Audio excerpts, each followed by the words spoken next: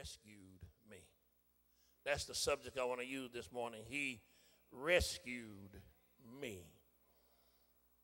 I used to love to watch TV growing up, and how many of you remember the Lone Ranger? Don't be scared to show your age.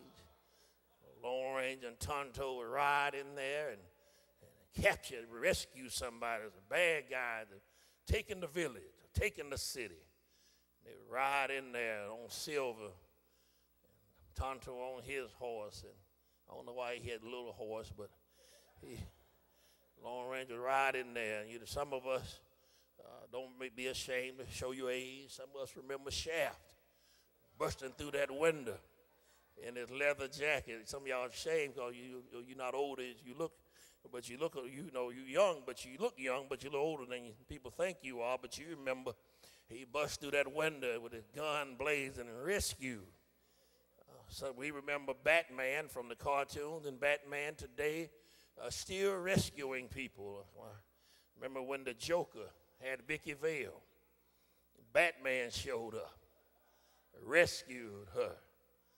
There's a movie that was out just about 3 or 4 years ago called Taken, and Liam Neeson's daughter, Taken. Liam called the guy and said, "You don't know me, but I have a certain set of skills to make people like you's life hell." He rescued his daughter. Captured by the bad guys, he rescued them. This is a story about a rescue. Normally, we read in the Bible about great men of God, and we think about warriors and people of action like David, David, the giant killer. David, the one where when he joined Saul's army, was so victorious that when he came back from the battle, the women sang to him and said, "Saul has killed his 1,000, but David has killed his tens of thousands." David, a warrior, a man that didn't mind going to battle. But when we think of Abraham, normally the first thing that comes to mind is that we say Abraham was too old. We think of old Abraham trying to have a son. Think of Abraham, an unlikely hero, old guy who God had to step in and perform a miracle. You see, Lot was blessed. For the Bible says that Abraham's flocks and Lot's flocks prospered so much that while their men began to argue with one another, Abraham said, "Lot, we ain't got to fight. We in the same family." That'll preach right there. You ain't got to fight. You in the same family. You ain't got to hate one another. You in the same family. You ain't got to fall out about the wheel. You in the same family. Why you falling out about mama's dishes when you didn't want to wash them no way? Why you falling out about daddy's clothes and his car when you tore it up anyway?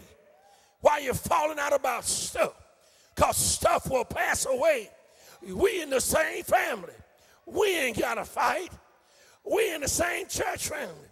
We ain't got to fight. Why we falling out with one another about a bunch of junk? We in the same family. Most of us here the same color, but we do more damage to each other than the white man ever did to us. We hate each other.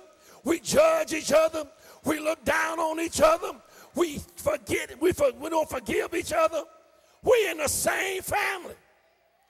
Lot said, Abraham said to Lot, "Rather, you choose where to go. If you go to the right, I'll go to the left. If you go to the left, I'll go to the right. But we need to move, and you go your way, and I go mine, because it all belongs to Abraham anyhow. I want you to know it all belongs to God. Everything you have belongs to God. Everything I have, God gave me. Everything I know, God taught me. Everything I have, God delivered to me. Everything I'm going to be, God made it for me. It all belongs to him. And he is so good that all he wants you to do is every now and then pause and say, thank you. When I go to my closet, thank you. When I open my refrigerator, thank you. When I walk my house, thank you. When I look in my closet, thank you. When I look at my lawn, thank you. When I look at my checkbook, thank you. When I get in my car, thank you. When I see my family, thank you. When I get up in the morning, I got the activity of my limb.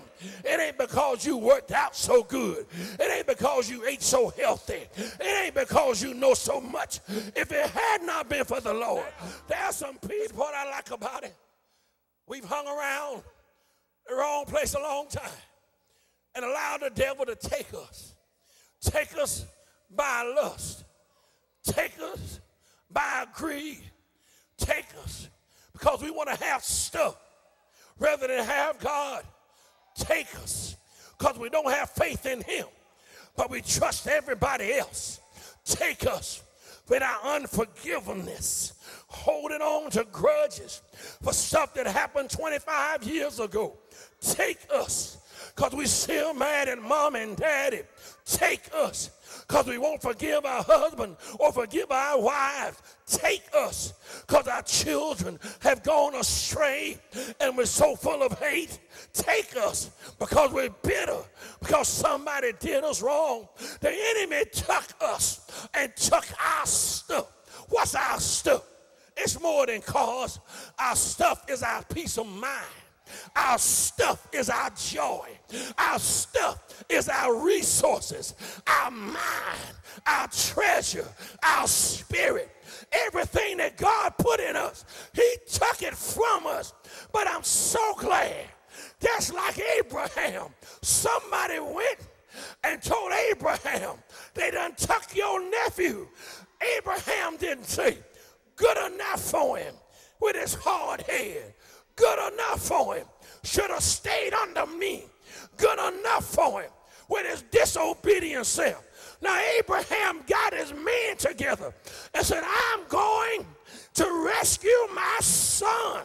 I don't know about you, but I'm so glad when the devil captured me, when he had me, when God could have said, good enough for him with his disobedient self. Good enough for him with his hard-headed self. Good enough for him with his angry self. No, God said that I'm going to rescue my son.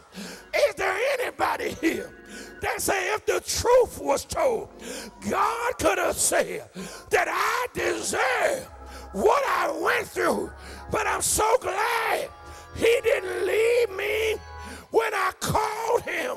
Somebody said he needed to be rescued.